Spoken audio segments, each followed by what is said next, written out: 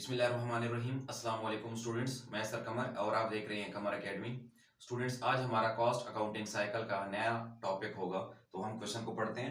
हमारे पास question number 3 है, तो हम स्टूडेंट्स सीधा सीधा ए पार्ट से शुरू करेंगे। ए पार्ट में लिखा हुआ है परचेजेस फॉर द ईयर। ठीक है, तो इसमें किसका लफ्ज आ गया? परचेजेस का। तो ये कौन सी वाली एंट्री है? परचेजेस वाली। हम स्टूडेंट्स फॉर्मेट पहले ही बना चुके हैं, हम यहाँ लिख लेंगे ए। ठीक है, अब स्टूडेंट्स वो कह रहे हैं purchases for the year. Entry वो परचेजेस की है इसमें, लेकिन इसमें लिखा हुआ है डायरेक्ट मटेरियल, इनडायरेक्ट मटेरियल और शिपिंग सप्लाईज, तीन लफ्ज हैं। और नीचे लिखा हुआ है टोटल। मैं आपको बता चुका हूं पहले लेक्चर्स में भी कि हमने परचेजेस में कोई डायरेक्ट इनडायरेक्ट को नहीं देखना, बल्कि हम क्या एंट्री करते हैं कि मटेरियल अकाउंट डेबिट और नीचे क्या लिख लेते हैं, वाउचर पेएबल अकाउंट क्रेडिट। ठीक है, तो हम क्या करेंगे, इसमें जो टोटल वाली अमाउंट है वो हम लिख लेंगे। ठीक है, उसके बाद स्टूडेंट्स हम आते हैं एंट्री नंबर बी पे। इसमें कह रहे हैं material issued from store room. ये कौन सी वाली एंट्री आ गई है? स्टोर रूम वाली। ठीक है, अच्छा स्टूडेंट, स्टोर रूम में चार लफ्ज होते हैं डेबिट पे, WIP, FOH, सेलिंग, एडमिन। यहाँ तीन दिए हैं, डायरेक्ट जो कि वर्क इन प्रोसेस है, इनडायरेक्ट FOH, शिपिंग सप्लाईज जो कि क्या होती है, सेलिंग। नीचे लिखा हुआ है टोटल। ठीक है, तो हम यहाँ लिख लेंगे बी। जो डायरेक्ट है वो WIP, उसके बाद FOH अकाउंट। ठीक है, और शिपिंग क्या होता है, सेलिंग अकाउंट। ठीक है, और नीचे क्या लिख लेंगे, मटेरियल अकाउंट। ठीक है स्टूडेंट्स, अब हम इनकी जो वैल्यूज हैं वो हम लिख लेते हैं। हमारे पास WIP 4,80,000, फिर FOH 40,000 और फिर 20,000। ठीक है, तो क्या करेंगे स्टूडेंट्स, अब हम इन तीनों को प्लस कर देंगे तो हमारे पास वैल्यू आ जाएगी 5,40,000। ठीक है स्टूडेंट्स, अब एंट्री नंबर सी पे आते हैं। Material purchase and directly delivered to factory for use in production. Students, मैं आपको बता चुका हूं बेशक परचेज का लफ्ज आया या स्टोर रूम का, लेकिन आपने देखना अगर डायरेक्टली का लफ्ज आ गया तो एंट्री मटेरियल की है, लेकिन कौन से वाली है, पांचवी वाली, यानी डायरेक्टली वाली। अब इसमें कह रहे हैं मटेरियल परचेज की है और डायरेक्टली डिलीवर्ड की है, तो किसका लफ्ज आया? डायरेक्टली का। हमने डायरेक्टली को देखना है। ठीक है, परचेज वगैरह को इग्नोर कर देना है। अब स्टूडेंट्स, जो डायरेक्टली का लफ्ज आ गया है तो एंट्री क्या होती थी हमारे पास, स्टोर रूम की एंट्री होती थी WIP, FOH, सेलिंग, एडमिन, चारों डेबिट। नीचे हम सिर्फ मटेरियल की जगह क्या लिखते थे, वाउचर पेएबल। अब यहाँ दो वर्ड्स हैं, एक डायरेक्ट और एक इनडायरेक्ट। ठीक है, तो जो डायरेक्ट है वो WIP अकाउंट हो जाएगा और जो इनडायरेक्ट है वो FOH अकाउंट। नीचे सिर्फ मटेरियल की जगह हम क्या लिखेंगे, वाउचर पेएबल अकाउंट। ठीक है स्टूडेंट्स, तो इसमें जो वैल्यूज है वो हम पुट कर लेते हैं। एक 20,000 है और एक 2,000, दोनों को मिला के 22,000। ठीक है स्टूडेंट्स, अब आगे चलते हैं। एंट्री नंबर डी में कह रहे हैं payroll data for the year. Students, लफ्ज क्या आ गया, पे रोल, यानी कि लेबर। लेबर की कितनी एंट्रियां? 5। ठीक है, उम्मीद करता हूं आपको इस पॉइंट की अब समझ लग चुकी होगी पहले लेक्चर्स में। तो स्टूडेंट्स, पे रोल का लफ्ज आया, एंट्री उन्होंने एक ही दी होगी, लेकिन हमने इसमें से कितनी बनानी है, 5। तो वो कह रहे हैं direct labour, indirect labour, salaries of marketing personal, salaries of administrative personal, और फिर लिखा हुआ है टोटल। ठीक है, फिर डिडक्शन फॉर प्रोविडेंट फंड और नेट अमाउंट पेड। नीचे लिखा हुआ है employer contributes equal amount towards provident fund. Students, हमने पेरोल की एंट्री पढ़ ली है, अब हम इसकी एंट्रीज करते हैं। हम पहले लिख लेंगे D1, क्योंकि हमने इसमें से 5 बनानी है। पहली एंट्री क्या होती है स्टूडेंट्स, पेरोल हमेशा डेबिट होता है इसमें। फिर नीचे हम लिखते हैं प्रोविडेंट फंड अकाउंट और फिर इनकम टैक्स वगैरह। लेकिन यहाँ स्टूडेंट्स हमारे पास सिर्फ प्रोविडेंट फंड है, तो टोटल पेरोल की अमाउंट, टोटल वाली 4,40,000 इसमें लिख लेंगे। और जो प्रोविडेंट फंड की अमाउंट है जो कि 22,000 है, ठीक है, वो हम यहाँ लिख लेंगे। तो नीचे सिर्फ क्या लिख लेंगे, एक्रूड पेरोल, क्योंकि इसमें कोई इनकम टैक्स वगैरह नहीं है। ठीक है स्टूडेंट्स, अब क्या करेंगे, इसमें से ये माइनस कर देंगे तो 4,18,000 किस में आ जाएगा, एक्रूड पेरोल में। फिर स्टूडेंट्स, D2 की एंट्री क्या होती है, हम पहले कर चुके हैं। जो एक्रूड पेरोल क्रेडिट पे, ये क्या हो जाएगा, debit, accrued payroll debit account, और नीचे क्या लिख लेंगे, वाउचर पेएबल अकाउंट। ठीक है, अमाउंट कौन सी वाली, यही 4,18,000 वाली। ठीक है, फिर स्टूडेंट्स इसकी थर्ड एंट्री क्या होती थी, D3 करके। इसमें क्या करेंगे, जो वाउचर पेएबल अकाउंट क्रेडिट है ये डेबिट, और नीचे क्या लिख लेंगे, बैंक अकाउंट। ठीक है, अमाउंट यही वाली 4,18,000। ठीक है स्टूडेंट्स, यहां तक हमारी पेरोल की 3 एंट्री हो गई हैं। अब स्टूडेंट्स हम आ जाएंगे D4 पे, यानी पेरोल की चौथी एंट्री पे, जो कि हमारे पास स्टूडेंट्स स्टोर रूम वाली एंट्री ही होती है, WIP, FOH, सेलिंग, एडमिन, और नीचे सर मटेरियल की जगह क्या लिखते हैं, पेरोल। तो हम यहाँ लिख लेंगे WIP अकाउंट।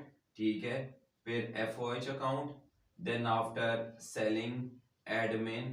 स्टूडेंट्स में आगे A/C अकाउंट नहीं लिख रहा, ठीक है, वो आप लोग फिर खुद लिख लीजिएगा। ठीक है, और नीचे हम क्या लिख लेंगे, पेरोल। ठीक है स्टूडेंट्स, तो हम देखते हैं यहाँ लिखा हुआ है पेरोल के पहले लफ्ज में डायरेक्ट लेबर, डायरेक्ट वाली चीज है तो ये क्या बनेगा WIP 2 लाख, ठीक है। उसके बाद जो इनडायरेक्ट वाली चीज है वो हमारे पास क्या बन जाएगा FOH 50,000।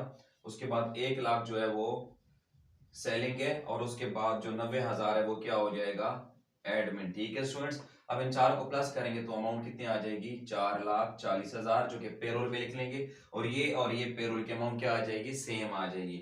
तो अब स्टूडेंट्स यहाँ पे आ जाएंगे हम D5 पे जो कि हमारे पास पेरोल की क्या होती है 5वीं एंट्री होती है, ठीक है, जिसमें हमारे पास FOH कंट्रोल जिसमें हम WIP और FOH दोनों को मिला के करते हैं, फिर सेलिंग और फिर एडमिन और नीचे क्या लिख लेंगे प्रोविडेंट फंड, ठीक है स्टूडेंट्स। अब इसकी एंट्री आपको बता चुका हूँ स्टूडेंट्स कि हमारे पास ये परसेंटेज वाली होती है, लेकिन स्टूडेंट्स इसमें हमारे पास क्या है कि पूरी एंट्री पढ़ने के बाद प्रोविडेंट फंड की अमाउंट 22,000 दी हुई है लेकिन परसेंटेज नहीं दी, ठीक है स्टूडेंट्स। तो मैं आपको तरीका बता चुका हूँ कि 5वीं एंट्री पेरोल में परसेंटेज के लिहाज से होती है, लेकिन यहाँ परसेंटेज के हमारे पास कोई है ही नहीं, तो फार्मूला क्या लगाएंगे मैं आपको बता चुका हूँ कि पेरोल की अमाउंट को ऊपर रखना है सॉरी प्रोविडेंट फंड की और पेरोल की टोटल अमाउंट पे डिवाइड मल्टीप्लाई 100 तो हमारे पास परसेंटेज की वैल्यू आ जाएगी, ठीक है। तो प्रोविडेंट फंड की अमाउंट अगर 22,000 है इसको हम ऊपर रख लेते हैं और डिवाइड कर लेते हैं पेरोल जो कि 4,40,000 है, ठीक है, और मल्टीप्लाई 100 यानी इस 22,000 को ऊपर रखो और 4,40,000 पे डिवाइड करना है मल्टीप्लाई 100। तो स्टूडेंट्स मेरे ख्याल में ये 5% वैल्यू आ जाएगी, कितने परसेंट 5%, ठीक है। तो अब हमारे पास ये जो एंट्री है ये 5% के लिहाज से होगी, कैसे FOH कंट्रोल में आ जाते हैं जिसमें दो चीजें होती हैं WIP और FOH।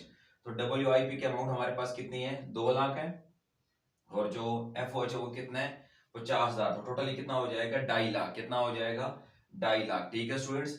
तो इसमें हमारे पास ये जो 2.5 लाख है इसका कितना ले लेंगे 5%, ठीक है। तो अगर 2.5 लाख हम 5% लेते हैं तो इसका 10% कितना बनेगा ऑलमोस्ट 25,000 और अगर हम उसका कितना लेंगे 5% तो ये आ जाएगा ऑलमोस्ट 12,500, ठीक है स्टूडेंट्स। उसके बाद सेलिंग हमारे पास 1 लाख, इसका 5% लेंगे तो ये आ जाएगा 5,000, ठीक है। और उसके बाद हमारे पास जो एडमिन है जिसकी वैल्यू कितनी है 90,000 इसका लेंगे तो ये कितना आ जाएगा 4500, ठीक है स्टूडेंट्स। तो तीनों को ऐड कर देंगे वही 22,000 प्रोविडेंट फंड की अमाउंट आ जाएगी जो कि यहाँ 22,000 है, ठीक है स्टूडेंट्स। तो ये वाली एंट्री भी प्रूफ हो गई है, उम्मीद करता हूँ आपको अभी तक समझ आ गई होगी।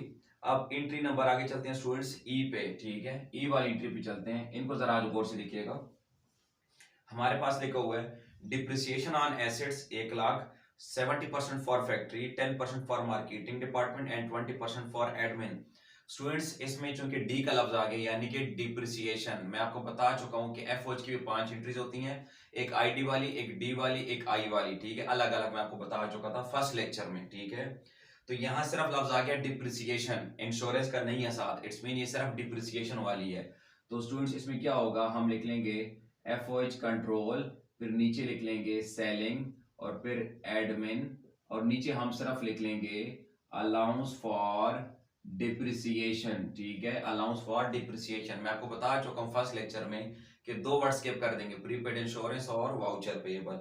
तो स्टूडेंट्स हम जो 1 लाख की अमाउंट है डिप्रिसिएशन की वो हम लिख लेंगे डिप्रिसिएशन में, ठीक है, टोटल में। इसको वो कह रहे हैं कि 70% किसका हिस्सा है फैक्ट्री का, तो 1 लाख का 70% लेंगे ये आ जाएगा 70,000 जो कि FOH कंट्रोल में। फिर वो कह रहे हैं 10% फॉर मार्केटिंग, 1 लाख का 10% सेलिंग में आ जाएगा 10,000 और फिर इसी 1 लाख का वो कह रहे हैं 20% फॉर एडमिन यानी 20,000 किस में आ जाएगा एडमिन में, ठीक है स्टूडेंट्स।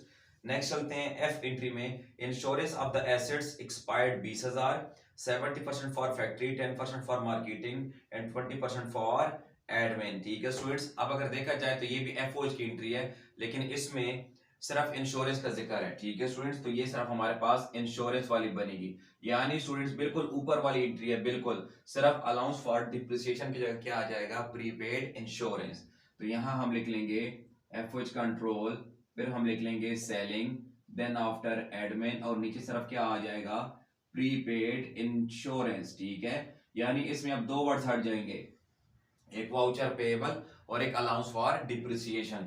स्टूडेंट्स जो टोटल अमाउंट है 20,000 वो हम यहाँ लिख लेंगे प्रीपेड इंश्योरेंस में। इसका वो कह रहे हैं कि जो 10% है वो मार्केटिंग है यानी 2,000 बनेगा सेलिंग में और फिर वो कह रहे हैं इसका जो 20% है वो एडमिन में, ठीक है, ये 4000 इसमें आ जाएगा। और जबकि शुरू में कह रहे थे 70% फॉर फैक्ट्री, यानी 20,000 का 70% जो कि ऑलमोस्ट बनेगा 14,000, ये किस में लिख लेंगे, एफओएच कंट्रोल में। ठीक है स्टूडेंट्स, ये हमारे पास इंश्योरेंस की एंट्री भी हो गई, यानी यहाँ पे जो एफओएच की एंट्रीज हैं वो अलग अलग वाली दी हुई हैं, ठीक है, आईडी वाली इकट्ठी नहीं दी हुई। ओके स्टूडेंट्स, नेक्स्ट चलते हैं जी पे, miscellaneous expense of the factory. Students में भी ये भी मैं आपको बता चुका हूँ फर्स्ट लेक्चर में कि मिसलिनियस एक्सपेंस ऑफ फैक्ट्री की एंट्री क्या होती है। यहाँ लिख लेंगे एफओएच कंट्रोल अकाउंट और नीचे क्या लिख लेंगे, वाउचर पेएबल अकाउंट, ठीक है। ये जब मिसलिनियस एक्सपेंस या सन्ड्री एक्सपेंस लिखा हो तो ये जो 1,31,500 है ये आपके मिसलिनियस एक्सपेंस की एंट्री हो जाएगी, ठीक है। उसके बाद स्टूडेंट्स नेक्स्ट चलते हैं एच वाली एंट्री में, जिसमें हमारे पास वो कह रहे हैं other expense of head office 3,00,000, 60% for marketing department and 40% for admin department, ठीक है स्टूडेंट्स। ये कौन सी वाली एंट्री आ गई, ये भी एफओएच की लेकिन अदर एक्सपेंस वाली। तो अदर में दो वो कह रहे हैं, एक सेलिंग अकाउंट और एक एडमिन अकाउंट, और नीचे क्या लिख लेंगे स्टूडेंट्स, वाउचर पेएबल अकाउंट। याद रखिए स्टूडेंट्स, इसमें हमने सिर्फ सेलिंग एडमिन इसलिए लिखा क्योंकि खुद कह रहे हैं 60% फॉर मार्केटिंग, मार्केटिंग में क्या होता है सेलिंग, और 40% फॉर एडमिन, ठीक है। तो 3,00,000 हम यहाँ लिख लेंगे जो कि वाउचर पेबल में आ जाएगा। अब इसका वो क्या कह रही है कि हमारे पास जो है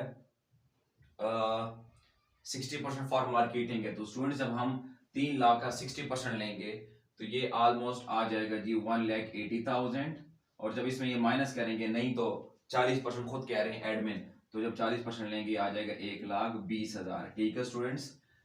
ओके नेक्स्ट एंट्री पे आते हैं, हमारे पास कह रहे हैं आई वाले में, कौन सी एंट्री है जी, आई वाले, इसमें कह रहे हैं factory overhead applied to production, कौन सी वाली आ गई है, अप्लाइड वाली। तो एंट्री वो क्या होती है, वर्क इन प्रोसेस अकाउंट, और नीचे क्या लिख लेंगे, FOH applied account, FOH applied account, ठीक है स्टूडेंट्स। और इसमें कह रहे हैं कितने परसेंट, वो 150% of direct labour, 150% of direct labour. तो स्टूडेंट्स आपको मैं बता चुका हूँ डायरेक्ट लेबर हमेशा कहाँ गिवन होता है, पे रोल में। तो हम ऊपर आ जाएंगे एंट्री नंबर डी में, जिसमें लिखा हुआ payroll data for the year, ठीक है, जिसमें पहला पॉइंट लिखा हुआ है डायरेक्ट लेबर जिसकी वैल्यू 2,00,000 है। तो 2,00,000 का वो कितने परसेंट कह रहे हैं, 150%, यानी 2,00,000 मल्टीप्लाई 150 डिवाइडेड बाय 100, ठीक है स्टूडेंट्स। तो ऑलमोस्ट ये 3,00,000 की वैल्यू बन जाएगी जो कि कह रहे हैं 150%, ठीक है। उसके बाद स्टूडेंट्स हमने नेक्स्ट ये एंट्री कर ली है, नेक्स्ट एंट्री पे चलते हैं जो कि एंट्री नंबर जे है, कॉस्ट ऑफ फिनिश आउटपुट, क्या वर्ड आ गया, आउटपुट। ये कौन सी वाली एंट्री है, कॉप वाली। जब मैं आपको बता चुका हूं COP means COP, C for completed, O for output, P for produce. तो स्टूडेंट्स इसमें क्या लफ्ज आ गया, आउटपुट का। तो एंट्री क्या बनेगी, finish goods account to work in process account, ठीक है।